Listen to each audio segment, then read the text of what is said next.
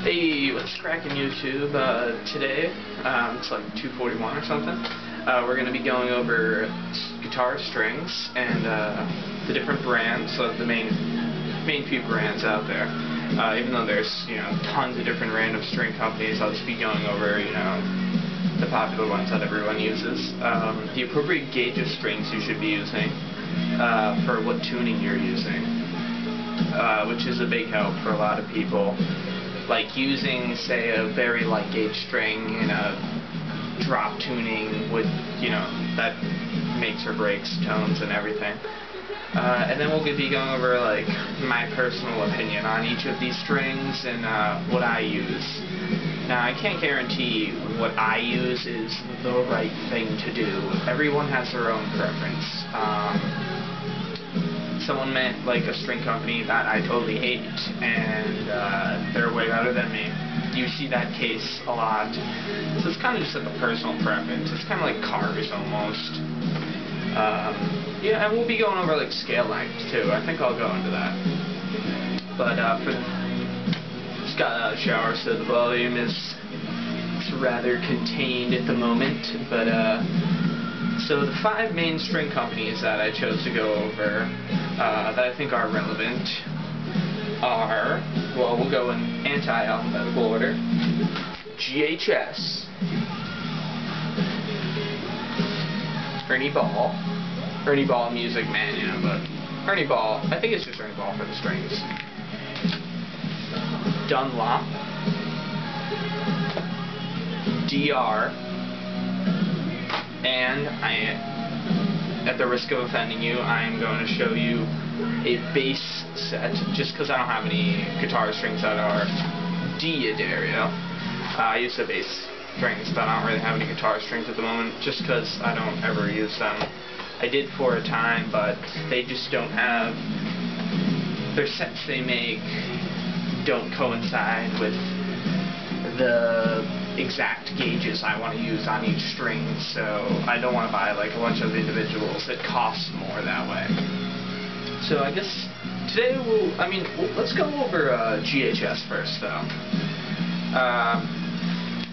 I've been using was the first string company I actually ever started buying in bulk and using, rather than just running down to the music store and buying like 1 or 2 packs of strings or something. I actually bought a 10 set of them. I remember that. I went to Guitar Center, a 10 sets of 6 pack of strings, well, 6 individual strings in there, right, for $20 on a Black Friday deal. And I was so souped. That was like the illest deal ever, because they were like $5 a pack or something. And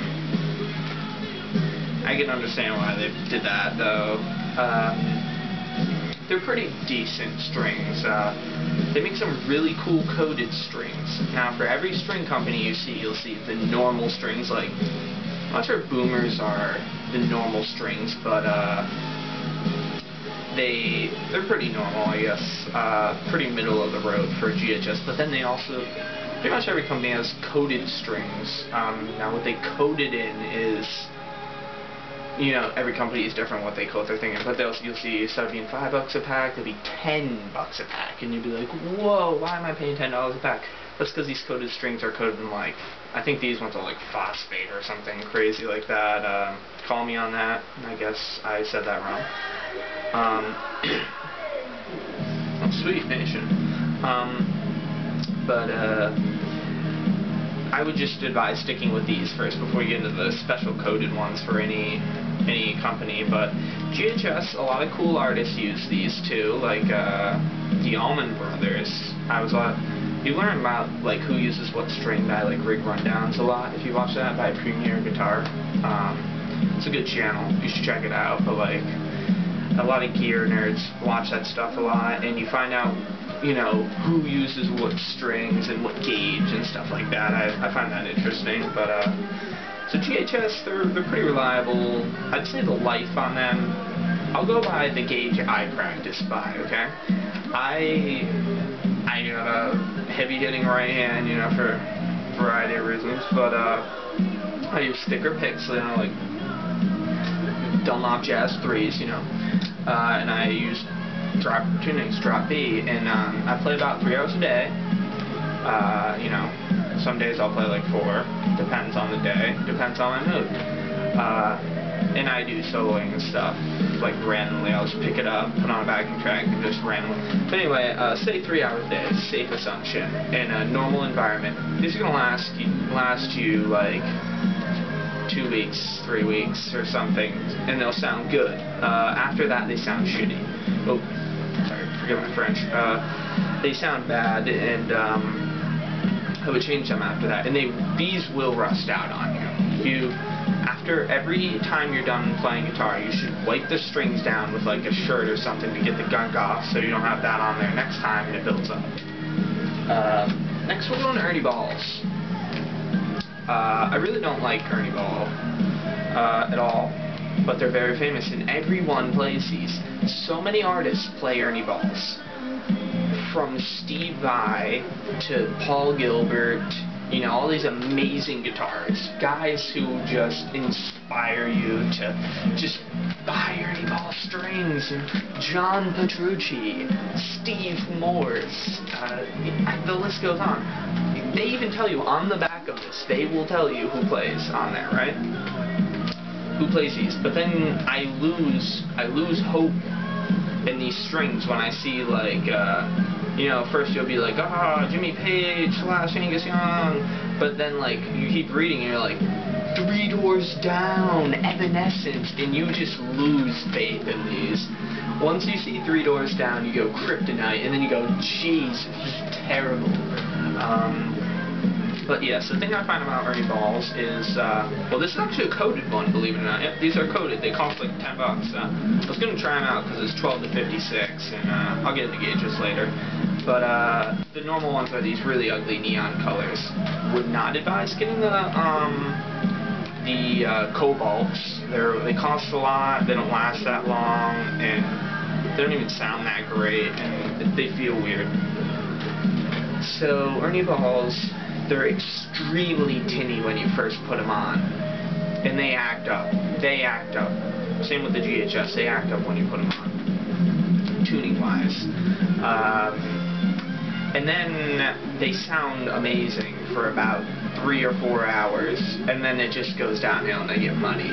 So guys like John Petrucci, you know, he loves these. He loves that great sound on them, of course. Well, then again, he probably gets paid to play them, actually. He gets free strings, of course, but he probably gets paid. He's a tech changing them, like, every show and stuff. And he has so many guitars that he probably never even heard them crappy. Or he probably has, but he doesn't get to that point. He doesn't have to worry. So that's my concern with these. They don't last very long. They rust out. They sound very terrible after a while. That's why I'm hoping these titanium reinforced ones will sound amazing. And they have the right gauge that I wanted to. Perfect. Next is my favorite. I disdained this company before that because I seen like Jason Newsted playing and I'm like,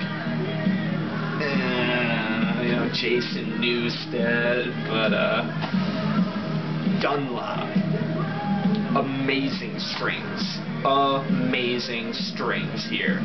They're cheap.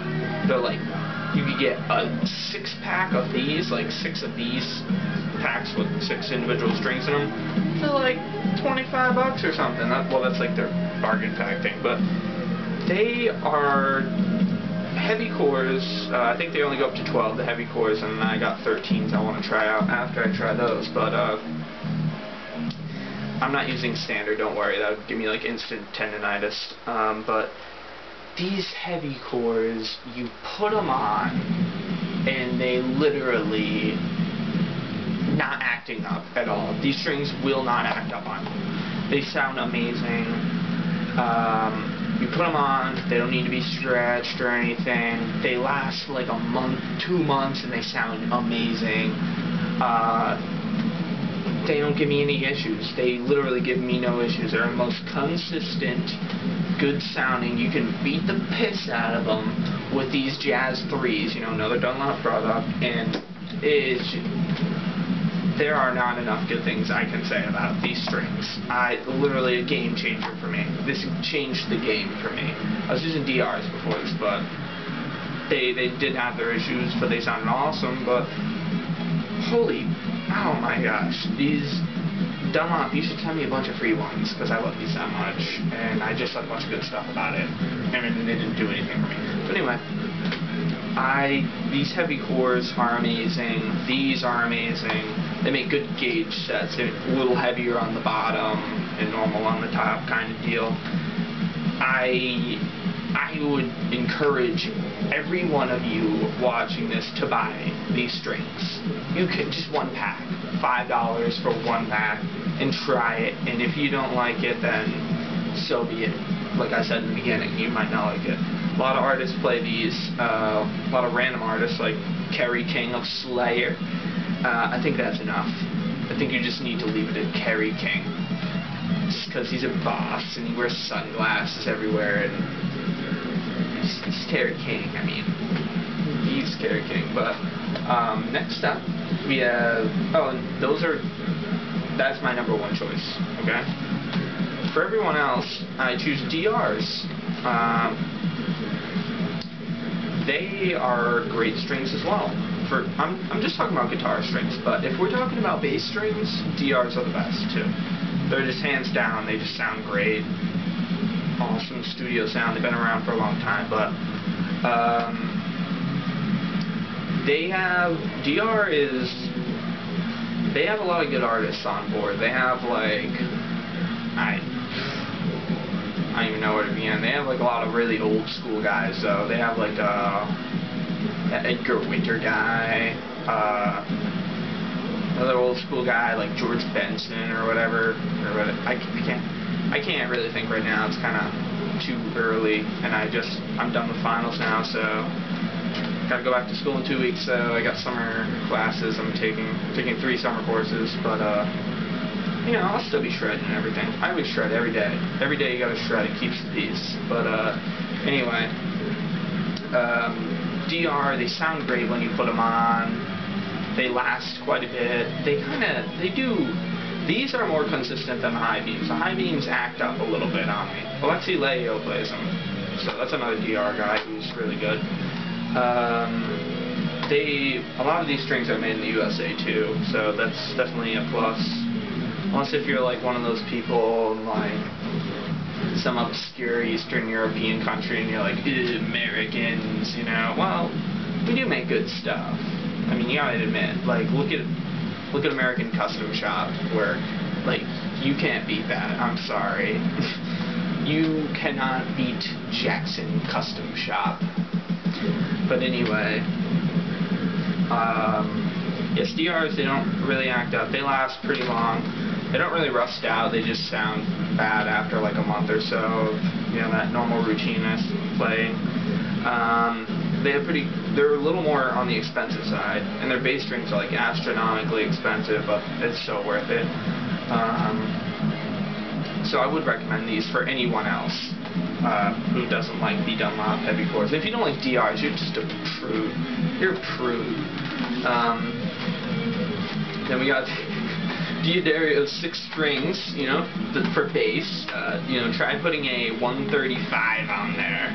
0.135, you'd be like... But definitely great strings. I mean, a lot of people use them. Mark Tremonti, Greg Howe, Rob Chapman, you know, all these people use Plant Waves Diodario. They're like the same company. I'm not a fan of them at all. I've had the worst experiences with Diodario, and I know they're just bad. I got a lemon in my Diodarios. The only reason why I have these is because it's a little heavier for 6-string bass, and that's what I want. A little heavier, so it's more taut. The strings. I don't like floppy. I like good string tension, but they have these new even tension ones that I probably might pick up a pack. They seem pretty cool. Everything's uniform. Okay then. Let's turn this down a little bit. because I don't want you to not hear me talking. Anyway, so Diodario's good. It speaks for itself. A lot of people just stick with Diodario, though, and I'll go into that next. A lot of people just go, I've been using Diodario since I started playing guitar. I disagree with that. I don't think you should find something that works and keep using it. I think you should, with things like strings that are so important, I think you should be trying different strings all the time. I think Dunlop's the best, but I'm trying Ernie Balls, I'm not sticking with one thing. Over that rainbow could be something a lot better. Now, dim you. Alright, nice. So let's go into gauge, though. Alright? Alright, so say you're using standard tuning. A lot of people make the mistake of, saying, I want to use very light strings because it's easier to hit it. And it has less stress on my hands, and the lighter they are, the faster I can play, and the lighter picks I can use. Well, that is a school of thought, I suppose, but it's not accepted by many, except maybe if you're Yngwie Malmsteen or something, whipping on 8s and ripping. He mainly uses 9s, though. So, I would recommend, if you're doing standard tuning, E to E, pretty much all fourths, but then a major third, and then fourths.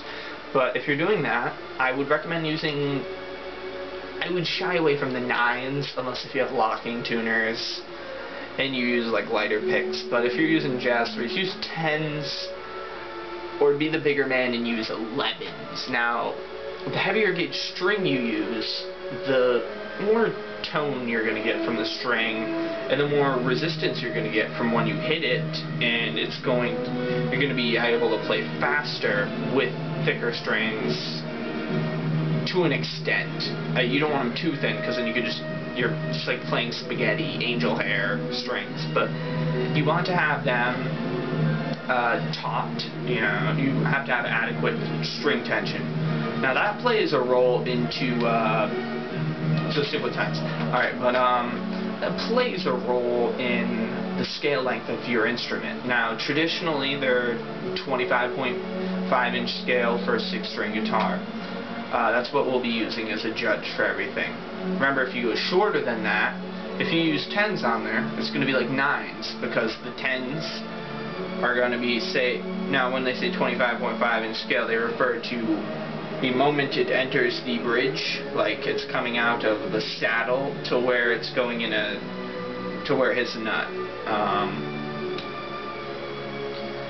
So, if you have 25.5, that's pretty standard. That's like you'd find on a Jackson, okay? I always use Jackson as my example because I have one right here, if you want to see.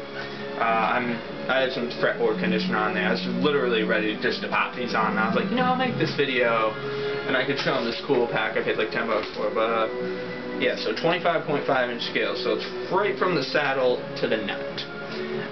Now, say you go on a Les Paul. That is shorter. That is a 24.75-inch scale. If I'm wrong, correct me, okay? Then they have baritones, which are a little longer. But so you go shorter, that string tension is going to be floppier, so you have to put a heavier gauge on. So I put 11s on. If you have say a 26-inch scale, which is a little bit bigger, meant to be down-tuned, but say you leave it in standard, I use like 9s, because that 9 is going to be like a 10, or 27-inch scale even. So if you're using standard tuning, your lowest note is an E, and then your next step is a fourth, right? E, A, D, G, B, E. Use 10s for good string tension, and I'd adjust the action medium to low. If you don't know what that is, look up a video on how to set up your guitar. That's a long discussion, or a lecture, rather. I like to say discussion because really there's no dialogue here, but I'd like you to leave comments. That'd be nice. So then, if you're going to go a half step down, say you do a drop tuning, just make sure the drop note is going to be in whatever the standard tuning of that is going to be. So say I have 10s, 10 to 46 in standard. So my lowest is a 46. If I do drop D, at these, just go up 4 numbers. So it's going to be 50, then 36, 26, or, you know, whatever, 30, I don't really know tens because I haven't used them in forever. Yeah, it'd be like 50, 36, 26, 17, 13, 10, right? So just add 2 to the number every time you go down a half step on the lowest string. So if you did D sharp, standard, so you go D sharp, and everything like flat 1 pretty much, like E flat, A flat, D flat. I would use 10s. You could get away with 10s on a 25.5, but I'd use 11s really. No, I'd actually use 10s. A lot of thrash metal bands will use 9s. I don't know why. Or neoclassical guys, they'll use 9s on that. But remember, if you have a heavier string gauge, you can bring the action lower, which I think, because it will have less swing room. The swing on it will be less because the string is heavier. When if you have like a lighter string, the rotations of it's gonna be a lot more. So you can actually hit them harder on heavier gauge string. They'll have the same swivel, but you get what I'm saying. Definitely do. So then when you go to, if you're doing D standard, I would use at least 10s, but recommend 11s. Personally, I would use 11s. You can, if you're doing C sharp standard, like Dying Fetus, who is awesome, and a lot of the artists use every tuning, but Dying Fetus, C sharp, I'd use 11s, easily 11s, if not 12s. Suck it up and use 12s. If you're doing C standard, I would use 12s. If you're using 12s or 13s, okay? If you're using B standard, which is the lowest I'm going to go in this video, because if you're using anything lower than that, then you probably know your crap, and if you don't, then you can use this as an indicator. You could guess what's next. It's like a 2nd grade math problem. They go 1, 2, 3, blank, 5. What's the blank? 4. I would use 13s at least, or if you could find a 14 or a really heavy 13. I don't know if there's 14s, but they sell a lot. I haven't really looked into that. I do drop B, as you all know, if you've watched my other videos. So it's like B, F sharp, B, E, G sharp, C sharp, and I use 12 to 56. So I use like lighter on the top and heavier on the bottom.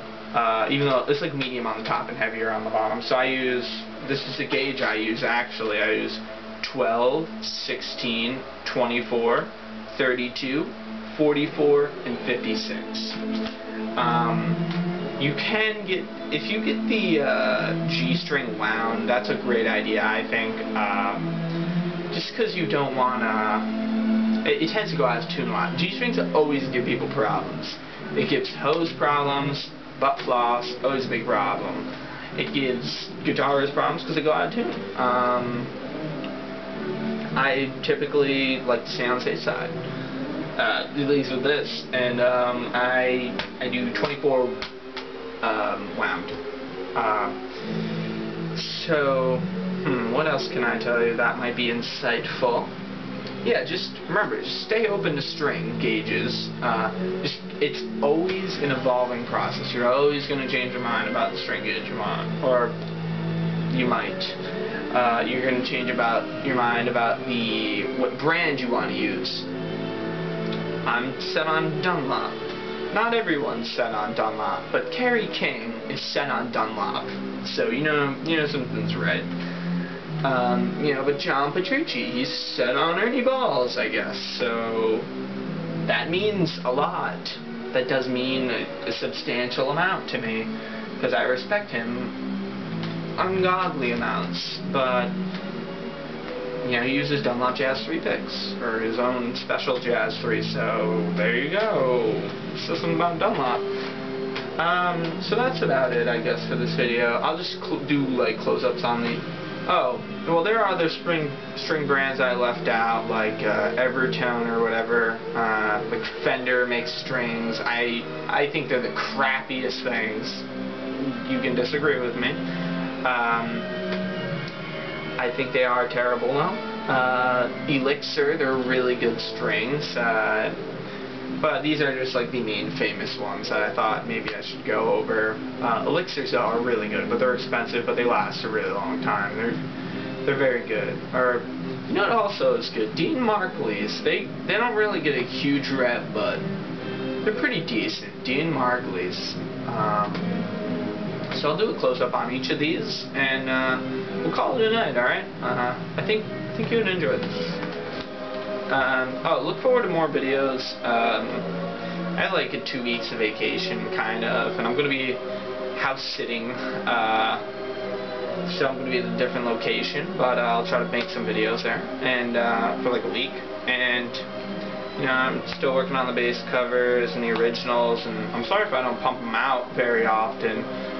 It's just I live with other people, and they get upset when the house rattles, and I'm usually not awake at adequate times. I'm usually awake at like 3 in the afternoon. That's when the day kind of gets going for me. I get the cup of peeps, and man, I got a cup of English breakfast tea right here, and it's not even breakfast. Pretty cool cup. Alright, well, I'll get close-ups on these. So that's what Diodaria looks like. For bass, let's not look at that, but that's like, you know, the logo. Then we got DRs, of course. It's like the DR high beams. They make some weird ones with the spiders that have like a 60 on the bottom and like top. Dunlops, that's the heavy cores. You know, we've got normal Dunlops. Ernie Ball, that's what they look like. I know, classic. And then we got GHS, classic. The boomers. Alright. Well, I really want to slap these on, so. Alright, have fun. See you later. Oh yeah, and if you have any questions about, like, oh, I have some obscure tuning, what string gauge would you recommend? You know, I'll recommend one for you then. Alright? Enjoy. Take care.